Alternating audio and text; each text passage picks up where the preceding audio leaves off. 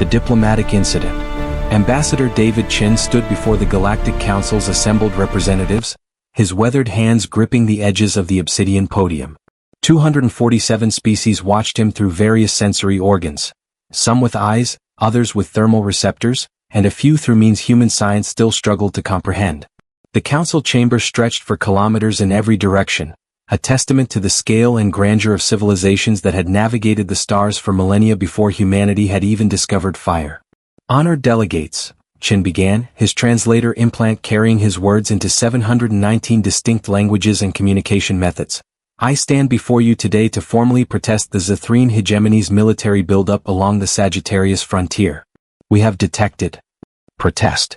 The voice that interrupted him belonged to High Commander Vrek of the Zithrine, a being that resembled a cross between a praying mantis and a suit of living armor. Its 4 primary eyes gleamed with what Chen had learned to recognize as contempt. The juvenile species presumes to lecture the council on military matters?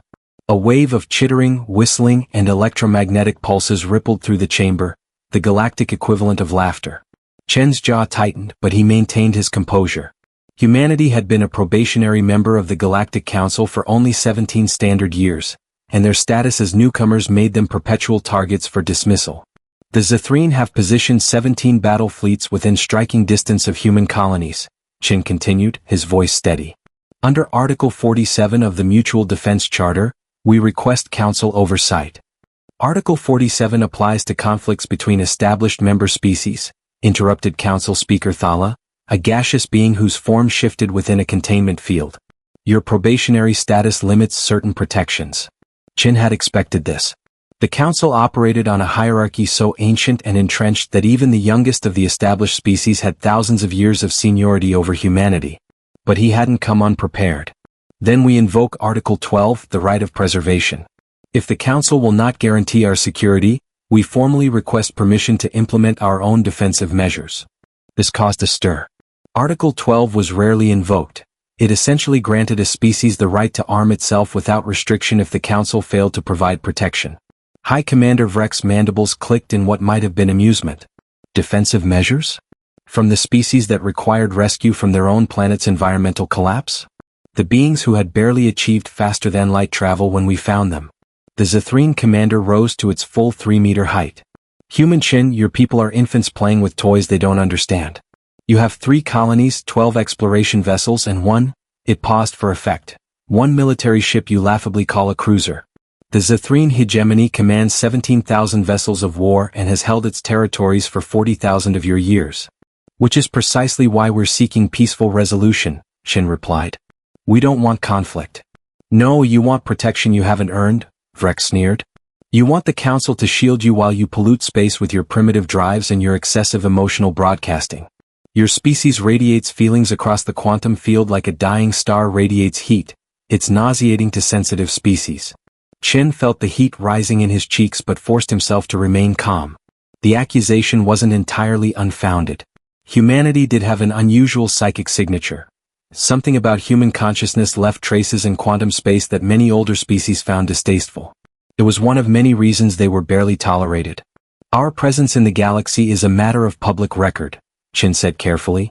We've followed every protocol, respected every territorial boundary, and contributed our scientific discoveries freely to the Council database. All we ask is the same respect afforded to other species. Respect is earned through strength and time, human. You have neither. Vrek's translation came through ice cold. The Zithrine have decided that the regions you call the outer colonies are too strategically valuable to leave in the hands of children. We will be assuming control of those systems. You may retain your birth system and your 2 inner colonies as a gesture of our generosity. The chamber erupted in a chaos of sounds and signals. Several species began arguing at once, but Chin noticed something crucial. None of them were arguing on behalf of humanity. They were debating whether the Zithrine's claim had proper legal standing, whether the territories in question fell within established expansion rights, whether humanity's probationary status invalidated their territorial claims. Not one species stood to defend humanity's right to exist unmolested. Chin closed his eyes for a moment, thinking of the 50 million humans spread across those outer colonies. Families, children, scientists studying exotic phenomena, artists who had found inspiration in alien sunsets. All of them now designated as acceptable losses in a territorial dispute they had no part in creating. High Commander Vrek, Shin said, his voice cutting through the noise with an edge that made even the translator implant seem to sharpen. If the Zithrine hegemony takes hostile action against human territories or human lives, we will consider it an act of war. The chamber fell silent. Then Vrek began to laugh, a horrible clicking, scraping sound that the translator rendered as genuine amusement. War? You would declare war on the Zithrine hegemony? With your 12 ships and your 3 colonies? The High Commander turned to address the council. Honored delegates, I believe the human has just threatened us. How adorable. More laughter. Even some of the species that Chen had considered friendly seemed amused by the audacity. We don't want war, Chen said quietly. But we won't stand by while you slaughter our people. Then you will die standing, Vrek replied. The Zithrine have already dispatched the 7th Fleet to your outer colonies. Your people have 30 standard days to evacuate. Any who remain will be removed. By force if necessary. Chen's hands trembled, not with fear, but with a rage so profound it threatened to overwhelm him. You're condemning innocent civilians? I'm claiming territory that was always rightfully ours, Vrek interrupted. Your species should never have been allowed to expand beyond your birth system. Consider this a correction of the Council's initial generosity. Chen looked around the chamber one last time, searching for any sign of support, any indication that someone would stand with humanity. He found only indifference, calculation, and in some cases, approval. The galaxy's ancient species had their own complex web of alliances and rivalries, and humanity was simply too new, too weak, and too strange to matter in their equations. Then let the record show, Chen said, his voice echoing in the vast chamber, that humanity sought peace. That we followed every law, respected every protocol, and asked only for the same rights afforded to all Council species. Let the record also show that when peace was denied, when diplomacy was mocked, and when our people were threatened with annihilation, we gave one final warning. He turned to face High Commander Vrek directly. Do not do this. You don't know what you're awakening. Vrek's mandibles spread wide in the Zithrine equivalent of a dismissive smile. Awakening? Human, the only thing your species will awaken to is the reality that this galaxy belongs to the strong. You are nothing. You have always been nothing. And soon, you will return to the cosmic dust from which you came. Chin nodded slowly as if accepting something he'd long known was inevitable. 30 days, you said? 30 days until we arrive at your colonies. Whether you evacuate or not is immaterial to the hegemony. Then I have one request, Chin said. Grant us those 30 days without interference. No early strikes, no preemptive attacks. 30 days to prepare for what comes next. Prepare? Vrek seemed genuinely curious now. What can you possibly prepare in 30 days that would matter? You'll see, Chin replied. He bowed formally to the council, a human gesture that translated poorly but conveyed his intent. This will be humanity's last appearance before this body. We withdraw our application for council membership, effective immediately. We will vacate our embassy, recall all human representatives from galactic space, and sever all diplomatic channels. Running home to your cradle world? Vrek mocked. How appropriate. No, Shin said, and for the first time he allowed himself a small, cold smile. We're going home to make a decision we hoped we'd never have to make. We're going home to answer a question we've been asking ourselves since we first reached the stars. Are we alone in our capacity for mercy, or are we alone in our capacity for what comes when mercy is exhausted? He began to walk toward the chamber's exit, his footsteps echoing in the sudden quiet. Human Chin, Speaker Thala's voice followed him, tinged with something that might have been concern. What decision? Chin paused at the threshold, looking back at the assembled might of 247 civilizations, none of whom had lifted a finger to prevent the coming slaughter of his people. The Zithrine High Commander is right, Chin said. Respect is earned through strength. For 17 years, we've shown you our philosophy, our art, our science, and our capacity for cooperation. We thought that's what strength looked like, the strength to build rather than destroy, to uplift rather than conquer. We were wrong. You're not making sense, human, Vrek growled. 30 days, Chin repeated. In 30 days you'll understand perfectly. The Zithrine will have their war. And the galaxy will learn what humanity chose to be before we reached the stars, and what we can become again if we must. He left the chamber, the massive doors sealing behind him with a finality that seemed to resonate through quantum space itself. High Commander Vrek watched him go, then turned to the council with a gesture of dismissal. theatrical to the end. These humans have always been prone to emotional excess. The 7th Fleet will proceed as planned. But Speaker Thala's containment field flickered with an unusual pattern, one that beings who had known the speaker for centuries recognized as uncertainty. Perhaps, the speaker whispered to no one in particular, we should have asked why a species that could barely feed itself 200 years ago has been so insistent on maintaining only 12 exploration vessels. Perhaps we should have wondered why they never built a fleet when they had the resources. Perhaps we should have asked what they were saving those resources for. But the warning went unheeded, drowned in the Council's move to its next agenda item. 27 light-years away, the colony ship New Horizon continued its peaceful journey toward the outer colonies, carrying 50,000 civilians, families, teachers, engineers, artists, and dreamers who had volunteered to build humanity's future among the stars. They had 13 days left to live. High Commander Vrek had decided to send a message, and messages required examples. The New Horizon was unarmed, unshielded, and completely unprepared when the Zithrene 6 Scout Wing dropped out of faster-than-light travel in its path. The ship's captain, Elena Vasquez, had only enough time to send a single message back to Earth before the plasma torpedoes struck. Tell them we died hoping for peace. Tell them not to. The transmission ended as the New Horizon became an expanding cloud of debris and dreams.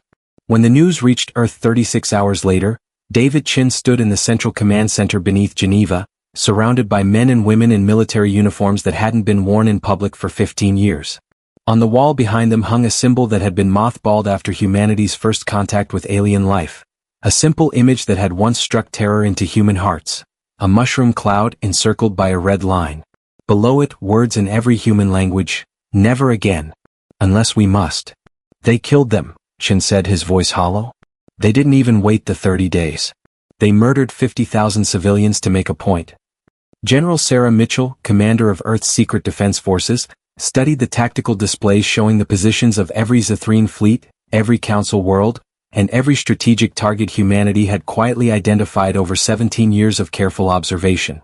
The vote, she asked. Unanimous, Chin replied. Every nation, every colony, every ship. They wanted to know if we'd stand by our principles even when facing extinction. The answer is yes, we stand by our principles. All of them. Including the one we hoped we'd never need. He walked to the command console and placed his hand on the biometric scanner. Around the world, in hidden installations buried deep beneath mountains, ocean floors, and polar ice, ancient systems began to wake up. Systems that had been designed in humanity's darkest hour, refined in secret as they reached the stars, and held in reserve in the desperate hope they would never be needed. Authorization confirmed, the computer announced. Mercy protocol disengaged. Retaliation protocol active. Awaiting final command input. Chin looked at the faces around him. People who had dedicated their lives to peace, who had swallowed insults and endured mockery because they believed in a better way. Now those same people wore expressions of cold determination. The Zithrene want to see our strength, Chin said. They want to understand why we should be respected. They're about to learn that humanity's greatest strength has always been our restraint. And our greatest terror has always been what we become when that restraint is removed. He entered the final command codes. Let them burn, he whispered. And across human space, in the silence between stars, something ancient and terrible began to wake up. The awakening. 3 months had passed since humanity's withdrawal from galactic space, and the silence was becoming unnerving. High Commander Vrek stood on the bridge of the Eternal Predator, flagship of the Zithrene hegemony's first battle fleet, studying the holographic display of what had once been human territory. 37 colony worlds, research stations, and outposts, all abandoned. Not evacuated in panic, not destroyed by Zithrene forces, but systematically shut down and emptied with disturbing efficiency. It makes no tactical sense, Admiral Kresh observed, her carapace gleaming under the bridge's amber lighting. They had warning. They could have fortified, prepared defenses, made us pay for every meter of space. Instead they simply left. Cowardice, Vrek declared, though even he didn't sound entirely convinced. They realized the futility of resistance. Perhaps, Kresh said carefully. But High Commander, our intelligence division has been attempting to penetrate human space for weeks now. Every probe we send across their borders disappears. Not destroyed, the energy signatures would be detectable. They just vanish. Equipment malfunction. 47 probes? All with identical malfunction patterns. Kresh's secondary eyes fixed on her commander. And there's something else. The quantum background noise that the humans produce, that emotional radiation the Council found so distasteful? It's gone. Human space is silent. Not just quiet but absent. It's as if a volume of space containing billions of humans has become a perfect void. Vrek waved a dismissive claw. They're hiding in their birth system, terrified and broken. Let them cower. The hegemony has claimed 23 former human colonies. Our expansion proceeds ahead of schedule. The Council has already recognized our territorial rights. Yes, Kresh agreed slowly. But have you noticed which species have gone silent in Council chambers? The Turellians have recalled their ambassadors. The Kythe Collective has withdrawn from border regions adjacent to human space. Even the hive mind of Proxima has begun relocating its constituent beings away from the human frontier. Irrelevant. They fear being associated with losers. Or, Kresh suggested quietly, they know something we don't.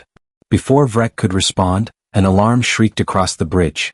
Kresh's claws flew across her command console, her expression shifting from curiosity to confusion to something approaching fear. High Commander, we're detecting an object emerging from subspace near the fourth planet of the Kepler 442 system. It's massive. Power signature is off the scale. The holographic display reconfigured, showing a structure that made several Zithrene officers step back involuntarily. It was a perfect sphere, 3 kilometers in diameter, composed of a material that seemed to absorb light rather than reflect it. Across its surface, patterns emerged and shifted, not random but almost like breathing. Is it a ship? Vrek demanded. Unknown. It's not matching any known design in the galactic database. Wait, we're receiving a transmission. A voice filled the bridge, speaking in flawless Zithrene. This is Memory Station 47. You are in violation of established human territory. You have 10 standard minutes to begin withdrawal procedures. This is your only warning. Vrek's mandibles clicked with irritation. Memory Station? Is this some kind of human bluff? There's nothing in their technology database about. High Commander, Kresh interrupted, her voice tight. Memory Station 47. That designation suggests there are at least 46 others. And I'm now detecting similar power signatures emerging across all former human territories. They're appearing everywhere we claimed colonies. The holographic display began to populate with markers, each one representing another massive sphere appearing from subspace. 7, 15, 23. The numbers kept climbing until 47 identical stations had materialized across what had been the Zithrene's newly claimed territory. Impossible, Vrek breathed. The energy required to build such structures, the resources, the time. They didn't build them recently, came a new voice, and every being on the bridge turned to see a human standing at the edge of the command deck. He had simply appeared, as if materializing from nothing. Intruder. Vrek roared, but before anyone could react, the human raised a hand. Please. I'm not here to fight. I'm here to deliver a message that you should have received before your people decided to slaughter 50,000 civilians. The man looked tired, ancient despite appearing middle-aged. He wore a simple military uniform with no visible rank insignia. My name is Dr. James Kovac. I'm one of the architects of what you're about to witness. Kill him. Vrek ordered, but the weapons that fired passed through the human's form as if he were a hologram. Not a hologram, Kovac said, reading their confusion. I'm a quantum-entangled consciousness projection. My body is safe on Earth. My awareness is here and in 17,000 other locations across the galaxy, delivering this same message to every Zithrene commander, every council delegate, and every species that decided humanity's extinction was an acceptable price for territorial expansion. He gestured to the display of memory stations. These aren't weapons. They're memorials. Each one contains the memories, personalities, and final thoughts of every human who died in the colonies your people claimed. The engineers who built terraforming equipment. The children who played in alien gardens. The artists who painted alien sunsets. All of them preserved in quantum storage, their consciousnesses held in perfect suspension. Why? Kresh asked, her voice barely a whisper. So they could witness what comes next, Kovac replied. So they could vote on whether humanity should show mercy one final time, or whether we should finally stop pretending that pacifism in the face of genocidal aggression is a virtue. Vrek's translator caught something in the human's tone that made his combat instinct scream a warning. Vote? What vote? You wanted to see humanity's strength, Kovac said, his projection solidifying somehow, becoming more real, more present. You mocked our 12 ships, our 3 colonies, our peaceful overtures. You called us children playing with toys. So let me tell you a story about those children, Commander. The bridge's holographic display shifted, showing Earth as it had been 200 years ago, a planet drowning in its own pollution, torn by war, facing extinction by its own hand. When we stood on the brink of annihilation, we made a choice. Every nation, every ideology, every competing interest agreed on one thing. We would rather die as a species than build the weapons necessary to ensure our mutual destruction. We called it the Mercy Protocol. We dismantled our nuclear arsenals, our biological weapons, our chemical horrors. We chose peace. The display shifted, showing massive construction projects in space. Not ships, but enormous facilities being built in the asteroid belt, in the Kuiper belt, in the Oort cloud. But we weren't naive, Kovac continued. We knew that when we reached the stars, we might encounter species that didn't share our values. So we made a backup plan. We took all the resources we would have used to build a military fleet and invested them in something else.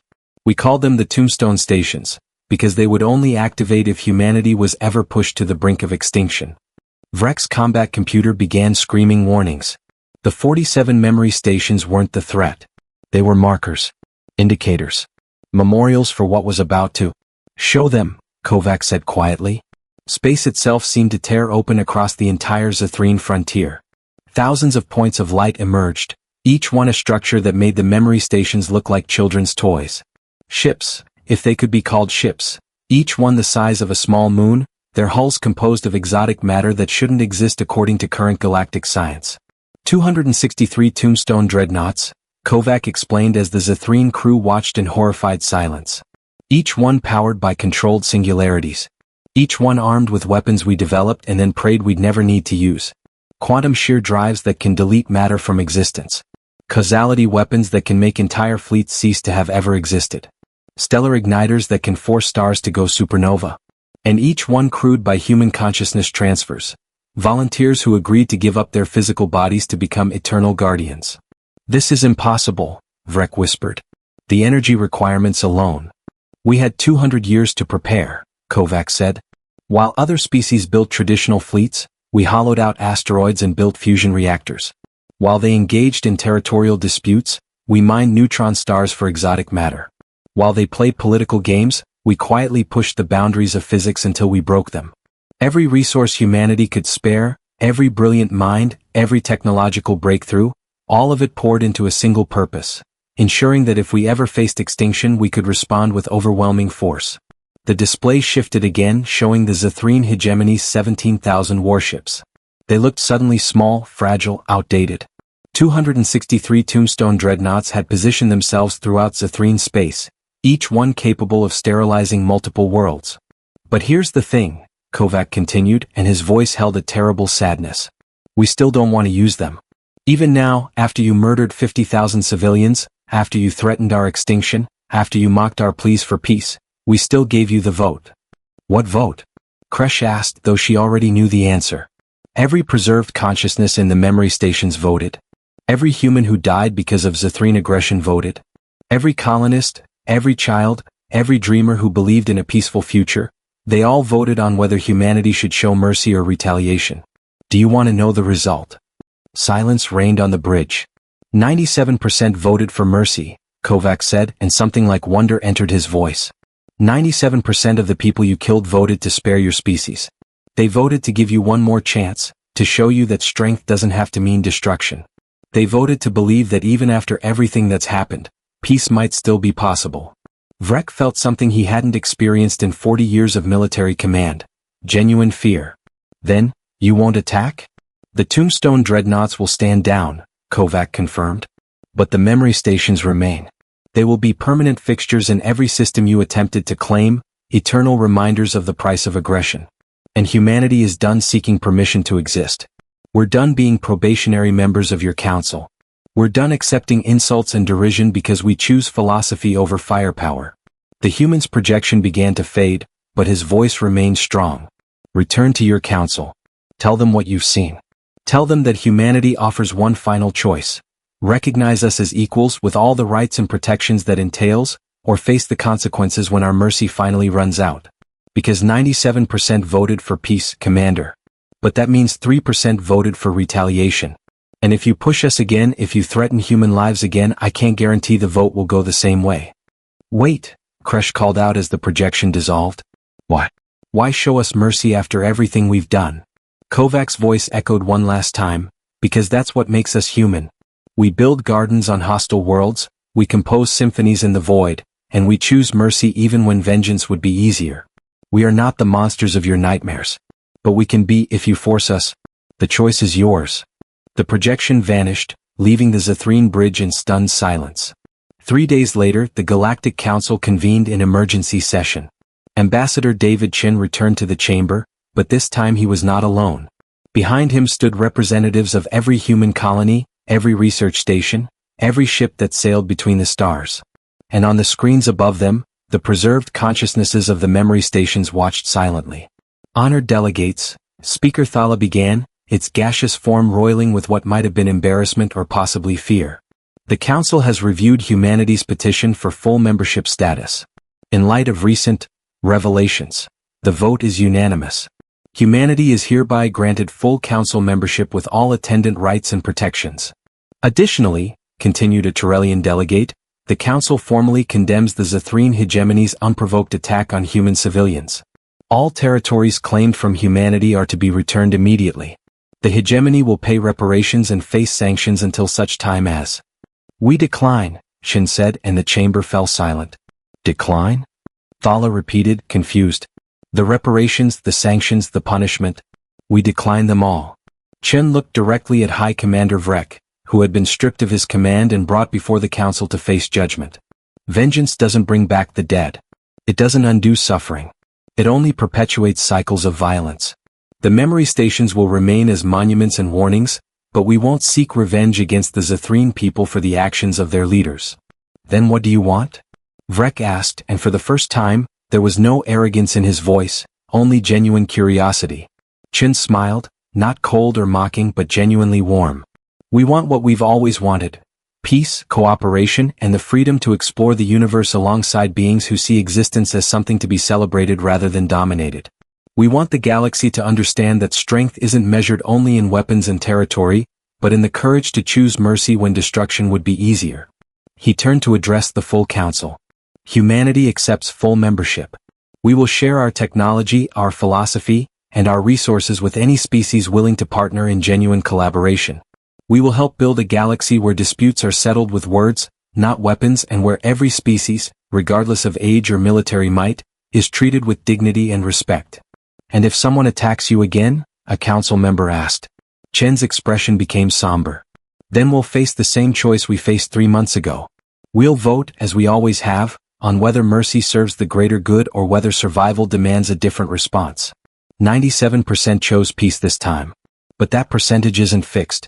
It's a reflection of our faith in the possibility of a better universe. The more that faith is justified, the higher it will stay. The more it's betrayed. He didn't need to finish the sentence. Everyone in the chamber understood perfectly.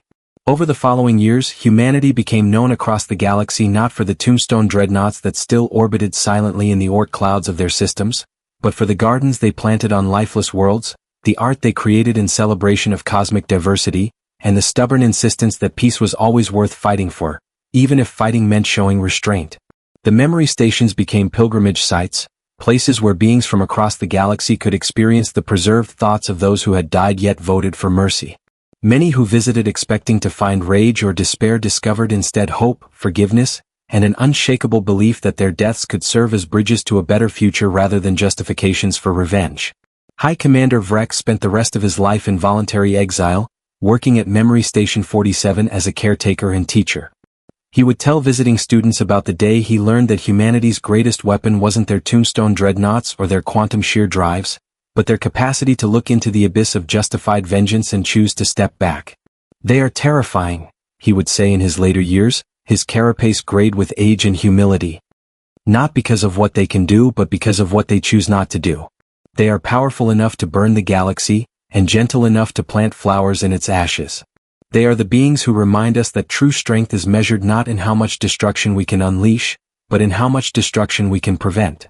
On Earth, in the command center beneath Geneva, the tombstone dreadnoughts remained on eternal standby, crewed by volunteers who had given up mortal form to become humanity's final line of defense. They monitored the galaxy constantly, ready to act if the vote ever changed, ready to protect humanity if mercy was ever exhausted. But they also watched the gardens grow. They observed the partnerships form. They saw the galaxy slowly transform as species learned from humanity's example that peace wasn't weakness, it was the ultimate expression of strength. The symbol on the wall had been modified. The mushroom cloud remained, encircled by its red line. But new words had been added beneath the old ones. Never again. Unless we must. But we hope we never must. And in the quantum void where human consciousness left its strange traces, a new pattern emerged. Not the chaotic emotional radiation the Council had once found distasteful, but something organized, intentional, beautiful. It was the combined voice of billions of humans, living and preserved, broadcasting a single message across space. We choose mercy. We choose peace. We choose to believe in a better universe. Join us. Most days the galaxy chose to join them. And on the days it didn't, the tombstone dreadnoughts waited silently in the dark, eternal guardians of a species that would rather dream than destroy, but possessed the power to do both. The Mercy Protocol remained engaged. For now. Indeed.